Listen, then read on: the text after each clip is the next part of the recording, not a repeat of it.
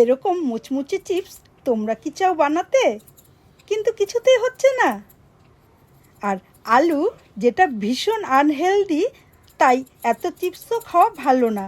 আজকে তাই তোমাদের জন্য নিয়ে এসেছি কিছুটা হেলদি আলুর চিপস বানানোর প্রসেস। তাই আজকে আমি এখানে নর্মাল আলুর বদলে নিয়ে নিয়েছি মিষ্টি আলু, অনেকে আবার রাঙা আলুও বলে। আমার মতো যাদের বাড়িতে ডায়াবেটিসের পেশেন্ট আছে, স্পেশালি তাদের জন্য এই চিপস হবে সবচেয়ে বেশি মজাদার। এই আলুগুলোকে প্রথমে আমি খোসা ছাড়িয়ে চাকচাক করে কেটে নিচ্ছি। এবারে কাটার সাথে সাথে জলে দিয়ে দেব, তা না হলে এই আলু কাটার সাথে সাথে কালো হয়ে যায়। এটা কিন্তু তোমাদের অবশ্যই মনে রাখতে হবে। এখন কেটে ধুয়ে রাখা আলুর মধ্যে দিয়ে দিচ্ছি পরিমাণ মতো চিনি, লবণ, হলুদ। এবারে সব কিছু ভালোভাবে সময় নিয়ে মাখিয়ে নেব। দেখবে মাখাতে মাখাতে আলুগুলো বেশ নেতিয়ে যাবে। এইভাবে আমি 1 ঘন্টা রেখে দেব। 1 ঘন্টা হয়ে গেছে। এখন কড়াইতে তেল ভালোভাবে গরম করে দিয়ে দেব কেটে রাখা আলুর চিপসগুলো।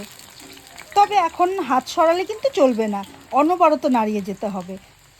তা না হলে চিপস কতগুলো কাঁচা থেকে যাবে, আবার কতগুলো বেশ লাল হয়ে যাবে। দেখো নাড়াতে নাড়াতে চিপসগুলো বেশ হয়ে আসছে।